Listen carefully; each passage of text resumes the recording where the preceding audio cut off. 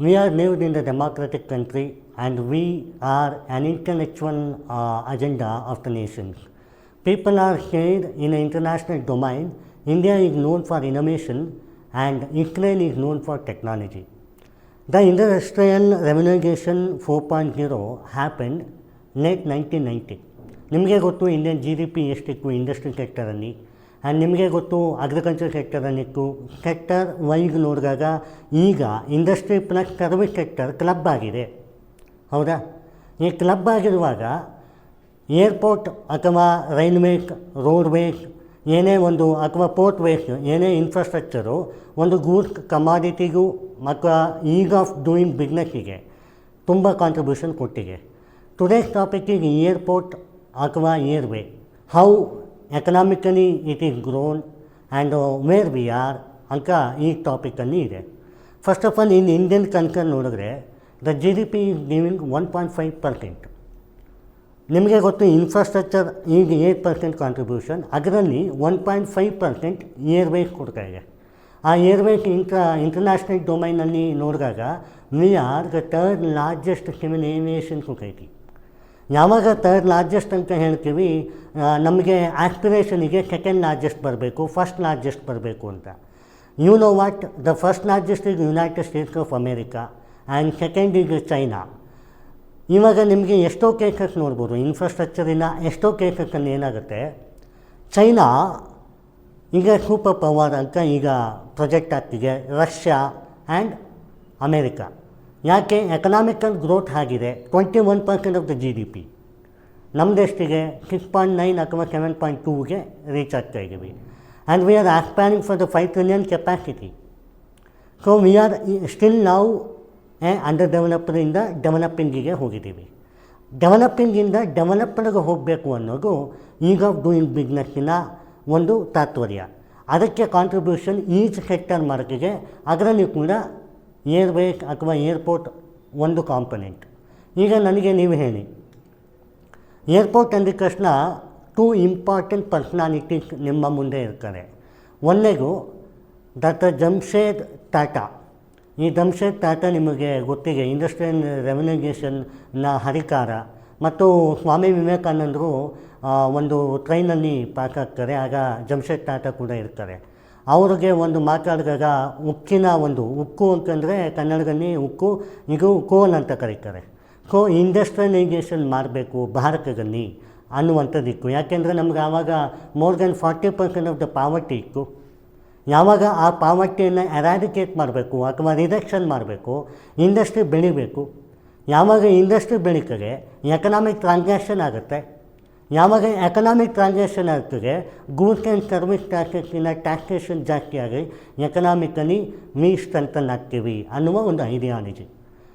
You know what, the civilian aviation in India father ಯಾರು ಕೇಳಿದ್ರೆ Jamshed Tata, JRD Tata. ನಿಮಗೆ you can search in the YouTube ಅನ್ಕೋ ಅಥವಾ Chrome ಅನ್ಕೋ. JRD ಟಾಟಾ ಈಗ role model for industrial sector still today. ಇದಾದಮೇಲೆ ನಿಮಗೆ ರೀಸೆಂಟ್ಲಿ ದರ್ ಆರ್ 2 ಮೂವೀಸ್. ಒಂದು GRG ಅಂತ ಒಬ್ಬರಿದ್ದಾರೆ, GR ಗೋಪಾಲನಾಥ್ ಅಂತ. ಇವ್ರು ಯಾರು ಅಂತಂದರೆ ಏರ್ ಇಂಡಿಯಾ ಆಗ ಒಂದು ಫೌಂಡರ್ ಆ್ಯಂಡ್ ಡೈರೆಕ್ಟರ್ ಆಗಿದ್ದವರು. And he was a pilot. ಇವಾಗಿನ ಆರ್ಮಿ ಏನು ಏರ್ಫೋರ್ಸಿನ ಒಂದು ಆರ್ಮಿಯಲ್ಲಿದ್ದವರು. ಲೋ ಬಜೆಟ್ ಅಥವಾ ಎಕನಾಮಿಕಲ್ ಬಜೆಟ್ ಏನಿಗೆ ಪ್ರತಿಯೊಬ್ಬರೂ ಕೂಡ ಫ್ಲೈಟಲ್ಲಿ ಓಡಾಡಬೇಕು ಅನ್ನುವಂಥದ್ದಕ್ಕೆ ಅವರೇ ಹೀಗೆ ಎಂಟರ್ಪ್ರಿನರ್ಶಿಪ್ ಸ್ಟಾರ್ಟ್ ಮಾಡಿದ್ರು ಏರ್ಬೇಕು. ನೋಡಿ, ನಾವು ದಿನನಿತ್ಯ ಟ್ರಾನ್ಸಾಕ್ಷನ್ಸನ್ನು ನೋಡ್ತೀವಿ. Economic transaction from various sector, primary, agriculture, tertiary ಎಲ್ಲ ಕಡೆ ನೋಡ್ತೀವಿ. Economic transaction growth is depend on how much we investment ಅನ್ನೋದ್ರಲ್ಲಿಲ್ಲ, how much we got a return ಅನ್ನೋದ್ರಲ್ಲಿದೆ. ಏವಿಯೇಷನ್ ಸೆಕ್ಟರಲ್ಲಿ ಇನ್ವೆಸ್ಟ್ಮೆಂಟ್ ಅನ್ನುವ ಕಾನ್ಸೆಪ್ಟ್ ಏನಿದೆ, ಯಾವ ರೀತಿ ಇರ್ಬೋದು? ಹ್ಯೂಜ್ ಇನ್ವೆಸ್ಟ್ಮೆಂಟ್ ಬೇಡವಾ? ಬಿಕಾಸ್ ದ ಫ್ಲೈಟ್ ಮೂವಿಂಗಿಂದ ಹಿಡಿದು ಲೈಸೆನ್ಸಿಂದ ಹಿಡಿದು ಕಾರ್ಗೋ ಫೆಸಿಲಿಟಿ, ಮುಖ್ಯವಾಗಿ ಪಬ್ಲಿಕ್ ಸೇಫ್ಟಿ.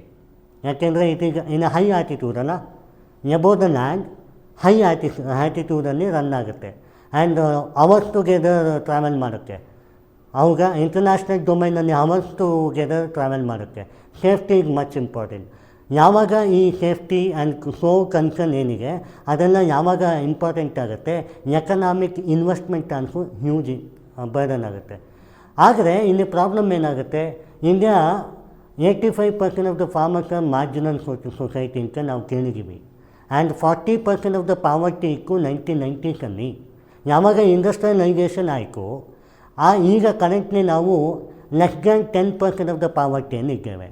ಇನ್ನೂ ಕೂಡ ಪಾವರ್ಟಿಯ right and left wing opinion ಪ್ರಕಾರ still we are in the miserable, ಅಂದರೆ ಇನ್ವಿಜಬಲ್ ಪಾವರ್ಟಿ ನಮಗೆ 65% ಇದೆ ಅಂತ. ಈ ನಿಟ್ಟಿನಲ್ಲಿ ಎಕನಾಮಿಕಲಿ ಫ್ಲೈಟಲ್ಲಿ ಹೋಗಬೇಕು ಅಂತ ಆಸೆ ಇರೋದಿಲ್ವಾ? ಪ್ರತಿಯೊಬ್ಬ youth of this era having an aspiration to travel in flight. ಎಷ್ಟು ಜನಕ್ಕೆ ಆಸೆ ಇದೆ ಇಲ್ಲಿ?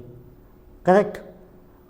Including for me also it is an aspiration ಆಗಿರ್ತದೆ. ದ ರಿಮೋಟ್ ಏರಿಯಾದಲ್ಲಿರುವ ವಿಲೇಜ್ ಅವ್ರಿಗೂ ಕೂಡ ಒಂದು ಆಸ್ಪಿರೇಷನ್ ಇರ್ತದೆ.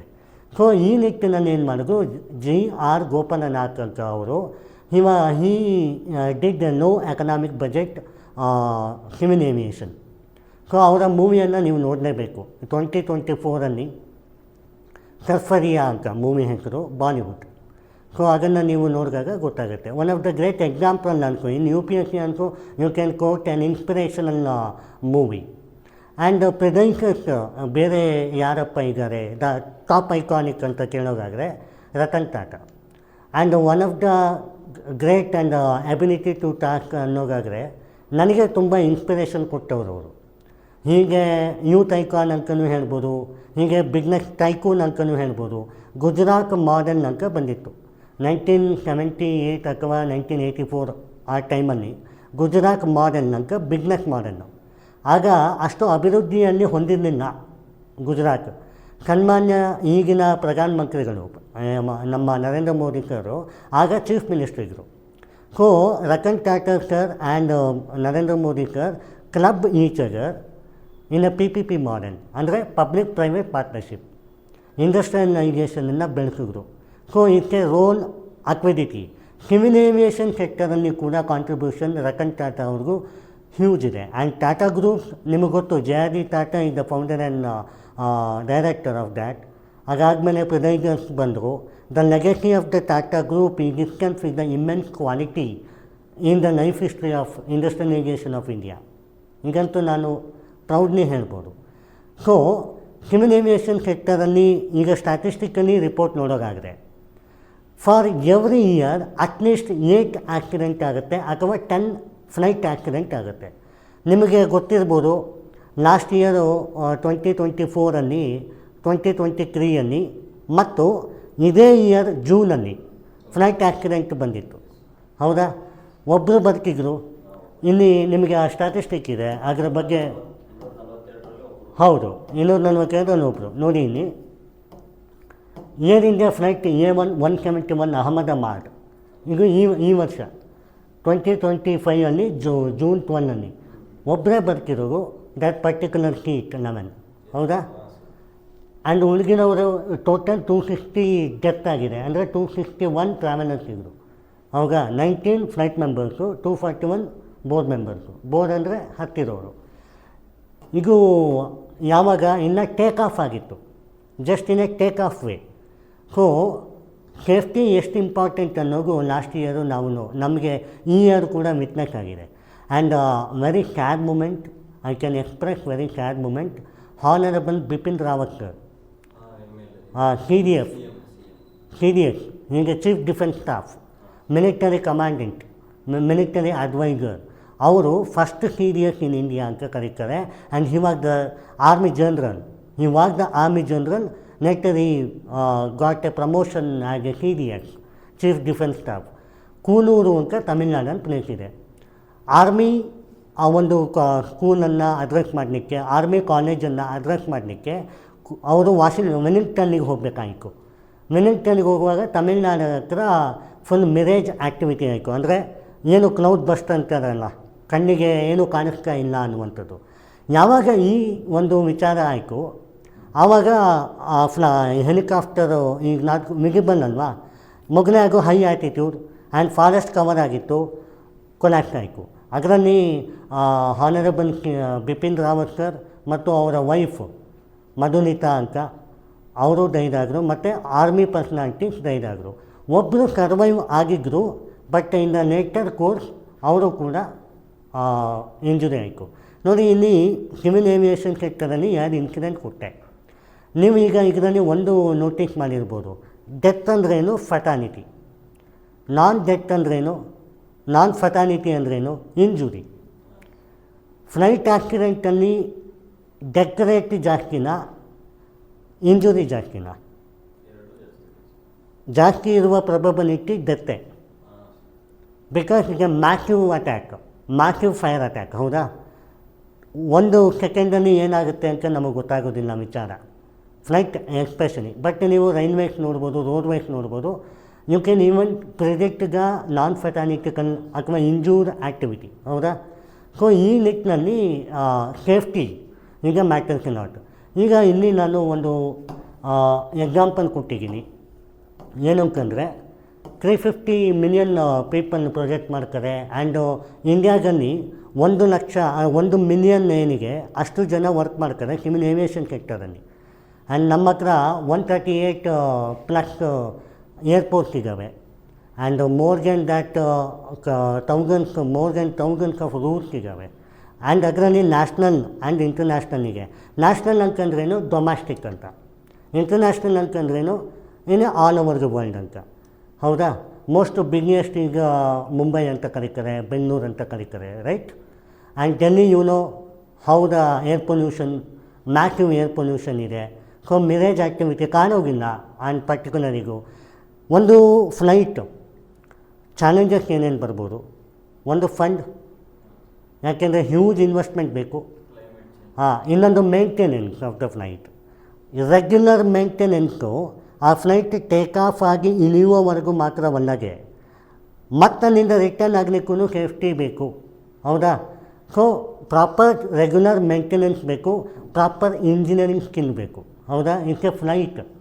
ಈಗ ನಮ್ಮ ಮಂಗಳೂರಲ್ಲಿ ಜ್ಯೋತಿ ಇನ್ಸ್ಟಿಟ್ಯೂಟ್ ಆಫ್ ಟೆಕ್ನಾಲಜಿ ಅಂತ ಇದೆ, ಏರೋಸ್ಪೇಸ್ ಇಂಜಿನಿಯರಿಂಗ್ ಇದೆ ಅದರಲ್ಲಿ. ಸೊ ಇಂಜಿನಿಯರಿಂಗಲ್ಲಿ ಒಂದು ವಿಧ ಏರೋಸ್ಪೇಸ್ ಇಂಜಿನಿಯರಿಂಗ್ ಅಂತ, one of the great institution that is. ಈಗ ಏರೋಸ್ಪೇಸ್ ಇಂಜಿನಿಯರ್ ಏನು ಡಿಸೈನ್ ಮಾಡ್ತಾರೆ, ಏರೋಪ್ಲೇನ್ನ ಡಿಸೈನ್ ಮಾಡ್ತಾರೆ. ಆ್ಯಂಡ್ ಸಿವಿಲ್ ಏವಿಯೇಷನಲ್ಲಿ ಟೆಕ್ನಿಷಿಯನ್ ಎಷ್ಟು ಇಂಪಾರ್ಟೆಂಟು, R&Dನೂ ಅಷ್ಟೇ ಇಂಪಾರ್ಟೆಂಟು. R&D ಅಂದ್ರೇನು, ರಿಸರ್ಚ್ ಆ್ಯಂಡ್ ಡೆವಲಪ್ಮೆಂಟ್ ಅಂತ ಕರೀತಾರೆ.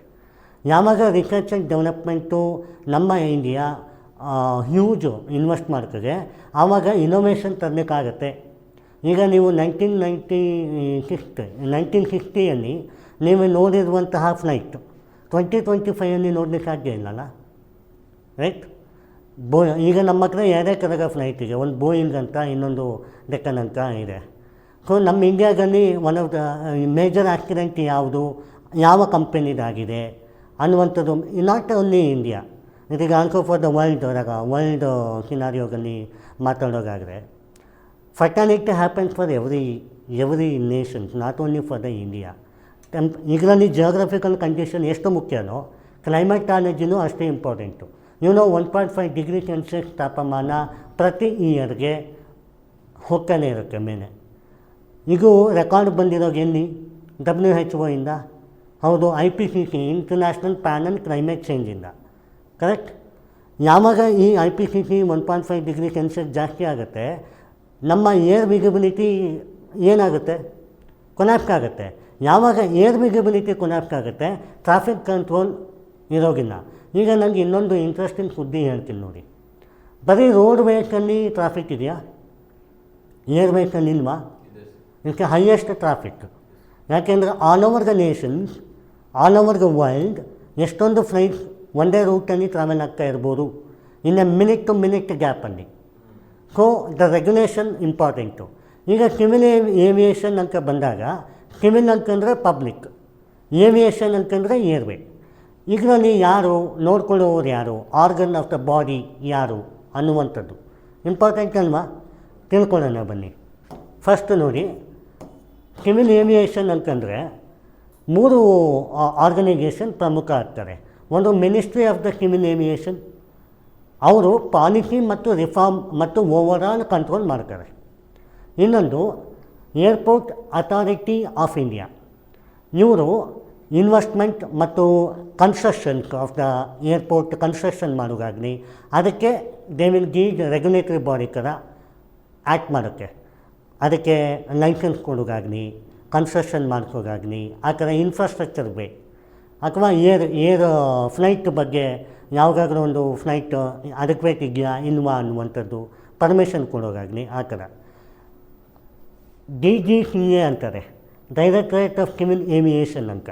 ಇವರು ಯಾವುದೇ ಆಕ್ಸಿಡೆಂಟ್ ಆದರೆ ಪಬ್ಲಿಕ್ ಸೇಫ್ಟಿಯ ಮುಂದೆ ಏನಾದರೂ ಕೊರತೆ ಬಂದರೆ ಇನ್ವೆಸ್ಟಿಗೇಟ್ ಮಾಡೋಕ್ಕೆ ಇದು ಸ್ಟ್ಯಾಟ್ಯುಟರಿ ಬಾಡಿ ಆಗಿದೆ.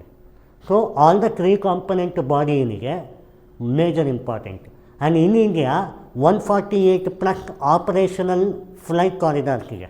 ಅಂದರೆ ಏನು, ಈಗ ಇಲ್ಲಿ ನೀವು ಬಸ್ ಸ್ಟ್ಯಾಂಡ್ ಎಷ್ಟಿಗೆ ಅಂತಂದರೆ you don't know, in India you don't know how lakhs ಟುಗೆದರಲ್ಲ, ಗೊತ್ತಿಲ್ಲ ನಿಮಗೆ ಅಲ್ವಾ. But you can measurable 148 operational ಏರ್ಪೋರ್ಟಿಗೆ and more than 350 million people annually in India travel ಮಾಡ್ತಾರೆ. And globally it's a massive ಇನ್ಸಿಡೆಂಟಿ, ಹೌದಾ. ಮ್ಯಾಸಿವ್ ಕ್ರೆಡೆನ್ಷಿಯಲ್ ನೋಡಿ, people are willing to go with the aeroplane ಅಂತಂದರೆ ಫಸ್ಟ್ ಅವರು ಥಿಂಕ್ ಮಾಡೋಗೇನು, flight ಸೇಫ್ಟಿದೆಯಾ ಇಲ್ವಾ, ಹೌದಾ. Second, temperature and location to stay, correct. ಈ ಎರಡು ಇಂಪಾರ್ಟೆಂಟ್ ಆಗುತ್ತೆ. You know that we lived in India as a equatorian region. So ನಮಗೆ ನೀವು ಡೆಕ್ಕನ್ ಹತ್ರ ಬಂದರೆ, ಡೆಕ್ಕನ್ ಅಂತಂದರೆ ದಕ್ಷಿಣ ಪ್ರಾಂತ್ಯಕ್ಕೆ ಬಂದರೆ ಕಾಡುಗಳಿದೆ.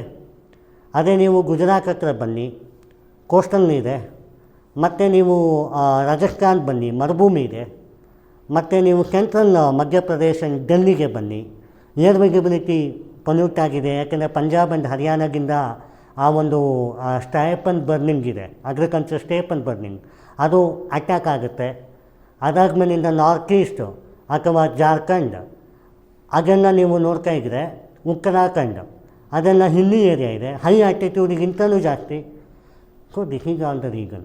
ಜಿಯೋಗ್ರಫಿಕಲ್ ಲೊಕೇಶನ್ ಒಬ್ಬ ಪೈಲಟ್ಗೆ ಇಮ್ಮೆನ್ಸ್ಲಿ ಗೊತ್ತಿರಬೇಕು, ಕ್ಲೈಮೇಟ್ ಕಂಡೀಷನ್ ಇಮ್ಮೆನ್ಸ್ಲಿ ಗೊತ್ತಿರಬೇಕು, ಮೇಂಟೆನೆನ್ಸ್ ಆ್ಯಂಡ್ ರೆಗ್ಯುಲೇಷನ್ ಇಮ್ಮೆನ್ಸ್ಲಿ ಗೊತ್ತಿರಬೇಕು ಅನ್ನುವ ಒಂದೇ ನಿರ್ಧಾರದಿಂದ ಸಿವಿಲ್ ಏವಿಯೇಷನ್ ಸೆಕ್ಟರ್ 3 ವಿಧದಲ್ಲಿ 3 ಆರ್ಗನೈಜೇಷನ್ ನಡೆಸುತ್ತೆ in one platform of ministry of civil aviation ಈ ಥರ. ಆ್ಯಂಡ್ ನೋಡಿ, ಈಗ ಟೈಕೂನ್ಸ್ ಬಗ್ಗೆ ನಾನು ಮಾತಾಡಿದೆ. ಅಂದರೆ ಬಿಸ್ನೆಸ್ ಟೈಕೂನ್ ಆಗಿರ್ಬೋದು ಅಥವಾ ಸಿವಿಲ್ ಏವಿಯೇಷನ್ ಕಾಂಟ್ರಿಬ್ಯೂಷನಿನ ಒಂದು ಪರ್ಸನಾಲಿಟೀಸ್ ಆಗಿರ್ಬೋದು. ಡಾಕ್ಟರ್ VK ಸಾರಸ್ವತ್ ಇವ್ರ ಬಗ್ಗೆ ಹೇಳಿಲ್ಲ ಅಂದರೆ ತುಂಬ ತಪ್ಪಾಗುತ್ತೆ. He is the great man pushed for indigenous civil aviation technology. ನೋಡಿ, ಡ್ರೋನ್ ಅಥವಾ RGS ರಿಮೋಟ್ ಕಂಟ್ರೋಲ್ ಸಿಸ್ಟಮ್ ಏನಿಗೆ ಪ್ಲಸ್ ಡ್ರೋನ್ ಅದು ಮೊದಲಿದ್ದಿಲ್ಲ. ಈಗ ಹೆಲಿಕಾಪ್ಟರನ್ನು ಕೂಡ ನೋಡ್ಬೋದು. ಆರ್ಮಿ ಪರ್ಸನಾಲಿಟೀಸ್, ಏರ್ಫೋರ್ಸ್ ಆರ್ಮಿ ಪರ್ಸನಾಲಿಟೀಸಿನ ಇಂಟರ್ವ್ಯೂಗಳನ್ನು ನೋಡಿ. They will be clearly saying if any pilot is not knowing geographical location on that particular territory and the environmental criteria on that particular territory, it is not going to happen. He is not the best pilot. ಹೌದಾ. just because of one destiny to another destiny reach ಮಾಡೋಗೆ ಕೆಲಸನ ಅಲ್ಲ. So this is the fact. And ನೋಡಿ, ಈಗ as a sustainable development goal 167 nations ಕೈಲ್ ಹಾಕಿತ್ತಲ್ವ 17 sustainable ಗೋಲಿಗೆ. ಅದರಲ್ಲಿ ಇಂಡಸ್ಟ್ರಿ ಅಂತ ಬಂದಾಗ ಸಸ್ಟೈನಬಲ್ ಡೆವಲಪ್ಮೆಂಟ್ ಗೋಲ್ ನಂಬರ್ 9 ಇದೆ. ಆ್ಯಂಡ್ ಕ್ಲೈಮೇಟ್ ಅಂತ ಬಂದಾಗ SDG 13 ಇದೆ, ಕರೆಕ್ಟ್. ಅದಾದ್ಮೇಲೆ ನೋಡಿ SDG 11 smart cities and community. ನೀವೆಲ್ಲೂ ರೂರಲ್ ವಿಲೇಜಿಗೆ ಹೋಗಲಿಕ್ಕೆ ಫ್ಲೈಟ್ ಯೂಸ್ ಮಾಡೋದಿಲ್ಲ, ಎಲ್ಲ ಫ್ಲೈಟ್ ಇರೋದೇ ಟೌನಲ್ಲ. That is why it is mention sustainable cities and communities ಅಂತ. A great point. ನೆಕ್ಸ್ಟ್ ನೋಡಿ, ಎಂಪ್ಲಾಯ್ಮೆಂಟ್ ರೇಷೋ 4 ಮಿಲಿಯನ್ ಪಾಪ್ಯುಲೇಷನ್ ಏನು ಮಾಡೋಕ್ಕೆ ವರ್ಕ್ ಮಾಡ್ತಾ ಇದೆ. That's why it contribute nearly 1.5% of the GDP to India. ಈಗ ಕಾನ್ಸ್ಟಿಟ್ಯೂಷನಲ್ಲಿ ಫೀಚರ್ಸ್ ನೀವು ನೋಡಿದಾಗ 2 ಫೀಚರ್ ನಿಮಗೆ ಅಟ್ರಾಕ್ಟಿವ್ ಅನಿಸ್ಬೋದು. ಯಾವುದು ಅಂತಂದರೆ ಏರ್ಕ್ರಾಫ್ಟ್ ಆ್ಯಕ್ಟ್ 1934 ರೀಪ್ಲೇಸ್ ಆಗಿದೆ ಭಾರತೀಯ ವಾಯುಯಾನ ಅಭಿಯಾನ್ 2024 ಅಂತ. You know what? This is the recent amendment. 1934 British amendment ಇತ್ತು. ಆವಾಗ ಯಾವುದು ಏರ್ಕ್ರಾಫ್ಟ್ ಆ್ಯಕ್ಟ್ ಅಂತ, ಹೌದಾ, ಭಾರತೀಯ ವಾಯು ನೀತಿ ಸಂಹಿತಾ ಅಂತ ಮಾಡೋದು, ಹೌದಾ, ಅಧಿನಿಯಮ ಅಂತ. ಈಗ ಏನು ನಿಮಗೆ ತೋರಿಸೋಕ್ಕೆ the policies and agenda present ಸಿನಾರಿಯೋಗಲ್ಲಿ ಯಾವ ಥರ ಇರಬೇಕು ಆ್ಯಂಡ್ ಇಂಟರ್ನ್ಯಾಷನಲ್ ಸಿನಾರಿಯೋಗೆ ನಮ್ಮ ಇಂಡಿಯಾಗ ಸಿವಿಲ್ ಏವಿಯೇಷನ್ ಯಾವ ಥರ ಇರಬೇಕು ಅನ್ನುವಂಥದ್ದನ್ನು ಎಂಫಸೈಸ್ ಮಾಡಿದೆ. ಕ್ವಶನ್ ಯಾವ ಥರ ಬೇಕಾದರೂ ಬರ್ಬೋದು. ಸಿವಿಲ್ ಏವಿಯೇಷನ್ ಬಗ್ಗೆ ಮಾತಾಡಿ ಅನ್ಬೋದು, ಏರ್ವೇ ಬಗ್ಗೆ ಮಾತಾಡಿ ಅನ್ಬೋದು, ಏರ್ಪೋರ್ಟ್ ಬಗ್ಗೆ ಮಾತಾಡಿ ಅನ್ಬೋದು. ಏರ್ವೇ ಏರ್ಪೋರ್ಟ್ ಎರಡೂ ತಲೆ ನಿಲ್ಕೊಳ್ಳಿ, ಕಾಮನ್ ಅನ್ಸುತ್ತೆ, ಬಟ್ ಸ್ಲೈಟ್ಲಿ ಡಿಫ್ರೆನ್ಸ್ ಇದೆ. ಎರಡನೇದು ಈ DGCA ಬಗ್ಗೆ ಮಾತಾಡ್ಬೋದು, director general of civil aviation ಮಾತಾಡ್ಬೋದು. ಇಲ್ಲ ಏರ್ಪೋರ್ಟ್ ಅಥಾರಿಟಿ ಆಫ್ ಇಂಡಿಯಾ ಬಗ್ಗೆ ಅವ್ರ ಫಂಕ್ಷನ್ ಬಗ್ಗೆ ಮಾತಾಡ್ಬೋದು. ಇಲ್ಲ ಈಗ ಇರುವ ರೀಸೆಂಟ್ ಅಮೆಂಡ್ಮೆಂಟ್ ಏನಿದೆ ಭಾರತೀಯ ವಾಯುಯಾನ ಅಧಿನಿಯಮ, ಅದರ ಬಗ್ಗೆ ಕ್ವಶನ್ ಕೇಳ್ಬೋದು. So questions are predicted but answer should be matched in a dignified and decorum way. ನೋಡಿ, ಈಗ ಸ್ಪೆಷಲ್ ಫ್ಯಾಕ್ಟ್ಸನ್ನು ನಾನು ಹೇಳಿದ್ದೀನಿ. It's not only for improving an economical growth, it's also for the tourism and local body too. ಈಗ ಕೆಲವೊಂದು ನೀವು politically ನೀವು ನೋಡಿರ್ಬೋದು, ಕೆಲವೊಂದು ಹಿಸ್ಟ್ರಿ ಏನು ಹೇಳ್ತದೆ, ಒಂದು ಜಿಲ್ಲೆಗೆ ಏರ್ಪೋರ್ಟ್ ಬಂದರೆ ಎಕಾನಮಿ ಡೆವಲಪ್ ಆಯಿತು ಅಂತ. ಎಷ್ಟು ಜನ ನಂಬ್ಬೋದು? ಇದನ್ನು 100% ಡೆವಲಪ್ ಆಗುತ್ತೆ. Because the growth of corridor ಆ ಟೂರಿಸಮ್ ಇಂಡಸ್ಟ್ರಿ ಆಗಿರ್ಬೋದು, ಪೀಪಲ್ ಆರ್ ಕಮ್ಮಿಂಗ್ ಅಲ್ಲ, ಫಾರಿನ್ನಿಂದ ಬಂದು ರೀಜನ್ ಟು ರೀಜನ್ ಕನೆಕ್ಟಿವಿಟಿ ಆದರೆ obviously the growth will be happen ಅಲ್ಲ. ಸೊ ಎಕನಾಮಿಕಲ್ ಟ್ರಾನ್ಸಾಕ್ಷನ್ ಎಷ್ಟು ಇಂಪಾರ್ಟೆಂಟೋ ಗ್ರೋತ್ ಕೂಡ ಅಷ್ಟೇ ಇಂಪಾರ್ಟೆಂಟು ಅನ್ನುವಂಥದ್ದು. ಆ್ಯಂಡ್ ಕಮಿಟಿ ನೋಡಿ, one of the flagship committee and one of the best committee ನಾನು ಇಲ್ಲಿ ಹಾಕಿದ್ದೀನಿ. ಹಾಗೆ ನೋಡಿದ್ರೆ ತುಂಬ ಕಮಿಟೀಸು ಇದೆ. ಬಿಕಾಸ್ ಬ್ರಿಟಿಷ್ ಈಸ್ಟ್ ಇಂಡಿಯಾ ಕಂಪನಿಯಿಂದ ಹಿಡಿದು ಬ್ರಿಟಿಷರ ಕಂಪನಿಯಿಂದ ಹಿಡಿದು ಇಂಟರ್ನ್ಯಾಷನಲ್ ಗೆಸ್ಟರಿಂದ ಇಂಡಿಯಾವರೆಗೂ ಇದೆ. ನೋಡಿ, ನರೇಶ್ ಚಂದ್ರ ಕಮಿಟಿ 2003 ಕೇಳ್ಕಾರ್ ಕಮಿಟಿ ನಿಮಗೆ ಗೊತ್ತು, ರೋಡ್ವೇಸಲ್ಲಿ ವಿಜಯ್ ಕೇಳ್ಕಾರ್ ಕಮಿಟಿ ಅಂತಾರೆ ಅದನ್ನು, ಹೌದಾ. ಸೊ ಇನ್ಫ್ರಾಸ್ಟ್ರಕ್ಚರ್ ಅಂತ ಬಂದಾಗ if you are not remembering Vijay Kelkar committee, the answer is not going to fulfil for your minds. And DGCA expert panel ಅಂತಾರೆ, ಸೇಫ್ಟಿ ಆ್ಯಂಡ್ ರೆಗ್ಯುಲೇಟರಿ ಸ್ಟ್ರೆಂಥನಿಂಗ್ ಅಂತ, ಹೌದಾ. ಯಾವಾಗ ಸೇಫ್ಟಿ ಅನ್ನುವಂಥದ್ದು ನಮಗೆ ಇಂಪಾರ್ಟೆಂಟ್ ಆಗುತ್ತೆ ಪಬ್ಲಿಕ್ಕಿಗೆ, it is a grave responsibility for the engineering team and also the administration team and also the management team. So civil aviation ಅಂತಂದರೆ as emphasis on good governance, administration plus technology divide by management. ಹೀಗೆ ಇವರು emphasise ಮಾಡಿರೋದು. PPP model ಮಾಡಬೇಕು, public private partnership ಮಾಡಬೇಕು ಅನ್ನುವಂಥದ್ದು. Justice ಧರ್ಮಾಧಿಕಾರಿ committee ಅಂತ, it is from 2012 ಆಯಿತಾ. ಜಸ್ಟಿಸ್ ಧರ್ಮಾಧಿಕಾರಿ ಕಮಿಟಿ ಅವರೇನು ಹೇಳ್ತಾರೆ, ಮರ್ಜಿಗೆ issue on air India, financial issue ಆಗಿರ್ಬೋದು ಅಥವಾ ಸೇಫ್ಟಿ ಇಶ್ಯೂ ಆಗಿರ್ಬೋದು, ಇಂಜಿನಿಯರಿಂಗ್ ಆ್ಯಂಡ್ ಪ್ಯಾರಾಮೀಟರ್ ಇಶ್ಯೂ ಆಗಿರ್ಬೋದು, ಇದನ್ನು ಮರ್ಜ್ ಮಾಡಬೇಕು ಅಂತ ಹೇಳ್ತಾರೆ. ಇದರಲ್ಲಿ ಯಾವುದಾದ್ರೂ ಎರಡು ಬರೀರಿ. It's a beautiful point to address air DGCAಗೂ AAI ಏರ್ಪೋರ್ಟ್ ಅಥಾರಿಟಿ ಆಫ್ ಇಂಡಿಯಾಗೂ ಮಿನಿಸ್ಟ್ರಿ ಆಫ್ ಸಿವಿಲ್ ಏವಿಯೇಷನ್ಗೂ ಮಾಡ್ಬೋದು. ಆ್ಯಂಡ್ ನೋಡಿ, ಕೇಸ್ ಸ್ಟಡಿ ನಾನು 2 ಕೇಸ್ ಸ್ಟಡಿ ವಿಟ್ನೆಸ್ ಮಾಡಿದೆ. ಒಂದು ಹಾನರಬಲ್ ಬಿಪಿನ್ ರಾವತ್ ಅವ್ರಿಗೂ ಮತ್ತು recent air accident in India Ahmedabad Gujarat 2 ಮಾಡಿದ್ದೀನಿ. ಇದನ್ನು ನೀವು ಕೇಸ್ ಸ್ಟಡಿಯಾಗಿ ಬರಿಬೋದು ಅಥವಾ ಒಂದು ಆನ್ಸರ್ ಬ್ಯೂಟಿಫಿಕೇಷನ್ಗೆ ಬರಿಬೋದು. ಇಲ್ಲ ಈಗ ರೀಸೆಂಟ್ ಆಗಿರುವ ಇಶ್ಯೂ ಕ್ವಶನ್ ಆಗಿ ಕೂಡ ಕೇಳ್ಬೋದು, ಲೈಕ್ ದ್ಯಾಟ್. ಆ್ಯಂಡ್ ನೋಡಿ, ರೀಸೆಂಟ್ ಫ್ಯಾಕ್ಟ್ನಲ್ಲಿ ಭಾರತೀಯ ವಾಯುಯಾನ ಅಧಿನಿಯಮ 2024 ಏನಿದು? ಈ ಕ್ವಶನಿಗೆ ನಿಮ್ಗೆ ಆನ್ಸರ್ ಇಲ್ಲೇ ಇದೆ. ಒಂದು ಮಾಡರ್ನೈಸ್ ಮಾಡಬೇಕು, 90+ ಇಯರ್ಸ್ ಓಲ್ಡ್. ಒಂದು ಏರ್ಪೋರ್ಟನ್ನು ಒಂದು ಸಲ ಮಾಡಿದ್ರೆ ಮತ್ತೆ ಮಾಡ್ತಾರಾ? ಇಲ್ಲ ಅಲ್ವಾ. ಸೊ ಆ ಏರ್ಪೋರ್ಟನ್ನು ಫ್ರೆಶ್ನಾಗಿ ಮಾಡರ್ನೈಸ್ ಮಾಡಬೇಕು ಅನ್ನುವಂಥದ್ದು ಈಗ ಹೊಸ ruling. Plus safety and simplified. ನೋಡಿ, ಒಂದು ಲೈಸೆನ್ಸು, ಈಗ ಒಂದು ಕಾರ್ ಲೈಸೆನ್ಸು, ಡ್ರೈವಿಂಗ್ ಲೈಸೆನ್ಸ್ ತೊಗೊಳ್ಳೋಗೆ ಕಷ್ಟ ಅನ್ನುವ ಕಾಲ ಇದ್ದಾಗ ಏರ್ಪೋರ್ಟ್ ಅಥಾರಿಟಿಯಿಂದ ಏರ್ವೇ ಲೈಸೆನ್ಸು ತೊಗೋಬೇಕು ಅಂದರೆ ಕಷ್ಟ ಇಲ್ವಾ? There are huge protocol.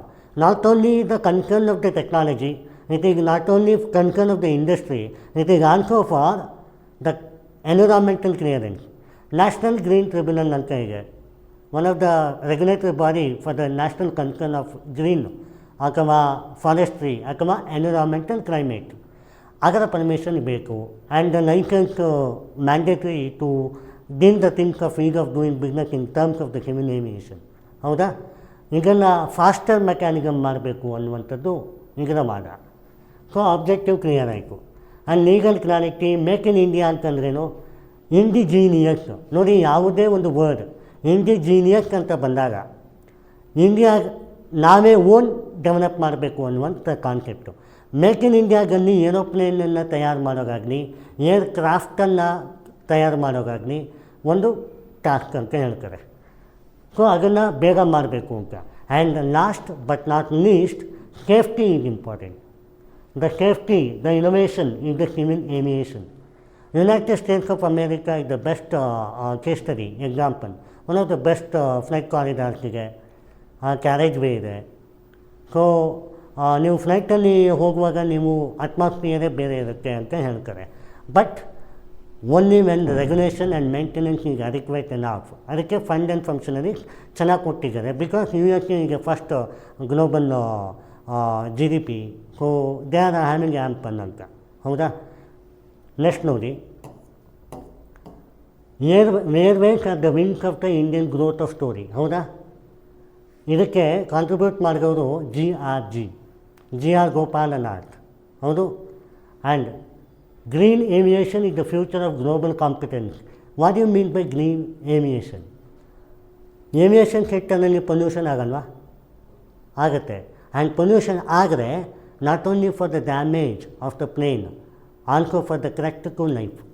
ಯಾಕೆಂದರೆ ಅಲ್ಲಿ ಸೇಫ್ಟಿ ಕಳೆದ್ರೆ ಪಬ್ಲಿಕ್ ಲೈಫ್ ಅಂತೂ 100% ಝೀರೋ ನಾನ್ ಫಟಾಲಿಟಿ ಅಂತ ಹೇಳ್ಬೋದು. ಎಲ್ಲ ನೀವು ನೋಡಿ, ಪ್ರತಿ ಆಕ್ಸಿಡೆಂಟನ್ನು 1-2 ನಾನ್ ಫಟಾಲಿಟಿಗೆವರೆಗೂ ಫಟಾಲಿಟಿ ಎಷ್ಟಿದೆ? ಹ್ಯೂಜಿಗೆ. ಕರೆಕ್ಟ್? ಆ ಥರ ಯಾವ ಇನ್ಸಿಡೆಂಟು ಇಲ್ಲ. ನಾನ್ ಫಟಾಲಿಟಿ ರೇಟ್ ಜಾಸ್ತಿ, ಫಟಾಲಿಟಿ ಕಮ್ಮಿ. ಅಂದರೆ ಡೆತ್ ರೇಟ್ ಜಾಸ್ತಿ ಆಗಿಲ್ಲ. ಆ್ಯಂಡ್ ಇಂಜುರಿ ಜಾಸ್ತಿ ಆಗಿದೆ ಅಂತ ಎಲ್ಲಾದರೂ ಕೇಳಿದ್ದೀರಾ ಫ್ಲೈಟಲ್ಲಿ? ಕೇಳಿರಲಿಕ್ಕಿಲ್ಲ. Because of the high attitude. And ನೋಡಿ, ಗೌರ್ಮೆಂಟ್ ಇನಿಷಿಯೇಟಿವ್ ಉದಯ್ ದೇಶ್ ಆಮ್ ನಾಗರಿಕ್ ಅಂತ. ಪ್ರತಿ ರೂರಲ್ಲಿನ ಒಬ್ಬರ ಆಸ್ಪಿರೇಷನ್ನಲ್ಲಿ ಇದ್ದವರು ಕೂಡ ಫ್ಲೈಟನ್ನು ಹತ್ತಬೇಕು ಅನ್ನುವಂಥದ್ದು ಕಾನ್ಸೆಪ್ಟ್. ಉಡಾನ್ ಅಂತ. ಇದು ಫ್ಲಾಗ್ಶಿಪ್ ಇನಿಷಿಯೇಟಿವ್ ಫ್ರಮ್ 2015 ಆ್ಯಂಡ್ 2017. ಅದಾದಮೇಲೆ ಏರ್ಕ್ರಾಫ್ಟ್ ಆಬ್ಜೆಕ್ಟಿವ್ ಬಿಲ್ಸ್ ಅಂತ. PM Gatishakti multi corridor. PM Gatishakti is a purely infrastructure and covering all railways, roadways, portways, airways and energy sector also. So this concept is multi-modern transport approach ಅಂತ. ಈಗ ನೀವು ಹೇಳಿ, ಇಂಡಿಯಾದಲ್ಲಿ first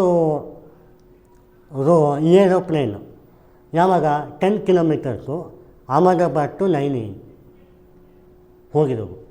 Ahmedabad to ನೈನೈ ಅಂತಾರೆ, ಒಂದು ಜಾಗ ಇದೆ, 10 ಕಿಲೋಮೀಟರ್ಸ್ ಅಷ್ಟೇ. ಅದೇ ಫಸ್ಟು. ಯಾವಾಗ? ಇನ್ 1930. ಸೊ 1930ಇಂದ ಇಲ್ಲಿವರೆಗೂ ನೀವು ನೋಡ್ಕೊ ಬಂದಾಗ ಎವಲ್ಯೂಷನ್ ಎಷ್ಟು ಚೆನ್ನಾಗಾಯಿತು. ಹೌದಾ? ಬಟ್ ಇವತ್ತಿನವರೆಗೂ ಸೇಫ್ಟಿ ಕನ್ಸರ್ನ್ ಮ್ಯಾಟರ್ಸ್ ನಾಟ್ ಆಗ್ತಿದೆ. ಅದಕ್ಕೇನು ಇನೋವೇಷನ್ ತರಬೇಕು ಅಂದರೆ ರಿಸರ್ಚ್ ಆ್ಯಂಡ್ ಡೆವಲಪ್ಮೆಂಟ್ ಸ್ಟ್ರಾಂಗ್ ಆಗಿರಬೇಕು. ಅದೇ ಆ್ಯಂಡ್ ಚಾಲೆಂಜಸ್ ಆಗಿದೆ. And aircraft licensing hub Gujarat ground handling ಅಂತ ಹೇಳ್ತಾರೆ. ನೋಡಿ, ಯಾವಕ್ಕೂ ಫೈನಾನ್ಸ್ ಸ್ಟ್ರೆಂತ್ ಆಗಬೇಕು ಅಂತ ಇದೆ, ಮತ್ತು ಎಕನಾಮಿಕಲ್ ಟ್ರಾನ್ಸಾಕ್ಷನ್ನು ಚೆನ್ನಾಗಾಗಬೇಕು ಅಂತ ಇದೆ. ಆವಾಗ ಇನ್ವೆಸ್ಟ್ಮೆಂಟ್ ಕೂಡ ಇಂಪಾರ್ಟೆಂಟ್ ಆಗುತ್ತೆ. ಯಾವಾಗ ಇನ್ವೆಸ್ಟ್ಮೆಂಟ್ ಜಾಸ್ತಿ ಇರ್ತದೆ, ಪರ್ ಕ್ಯಾಪಿಟ ಇನ್ಕಮ್ ಅಥವಾ ಗ್ರೋತ್ ರೆಪೋಸಿಟಿಯಲ್ಲಿ ಚಾರ್ಜಬಲ್ ಆಗಿರುತ್ತದೆ. So India have to think on it. In order to make a 5 trillion capacity, it should be mandatory to think over it. ಈಗ ನೋಡಿ, ಮಾಡರ್ನೈಸಿಂಗ್ ಒಂದೇ ಭಾರತ್ ಎಕ್ವಿಪ್ಮೆಂಟ್ ಇನ್ ಏವಿಯೇಷನ್ ಅಂದರೆ indigenous way ಅಂತ. And sustainable aviation fuel engine ಗೊತ್ತಲ್ಲ ನಿಮಗೆ, ಫ್ಲೈಟಲ್ಲಿ fuel ಬೇಕಾಗುತ್ತೆ, huge capacity ಬೇಕಾಗುತ್ತೆ, ಬ್ಯಾಕಪ್ ಸಪೋರ್ಟಿಗೊಂದು ಫ್ಯೂಯಲು ಇದೆ. ಅದಕ್ಕೆಲ್ಲ ಸೇಫ್ಟಿ ಮೆಷರ್ಸ್ನ ನೋಡ್ಕೊಂಡು ಮಾಡಬೇಕಾಗಿರುತ್ತೆ. So ultimately what I can mention, Airways are the fastest connector in India. To reach the 5 trillion capacity, one of the big components to deal the things of the ease of doing business in India concern is the father of airway is Jamshed Tata. So with the role model, we have to move. Airways is the backbone of India infrastructure model. Thank you.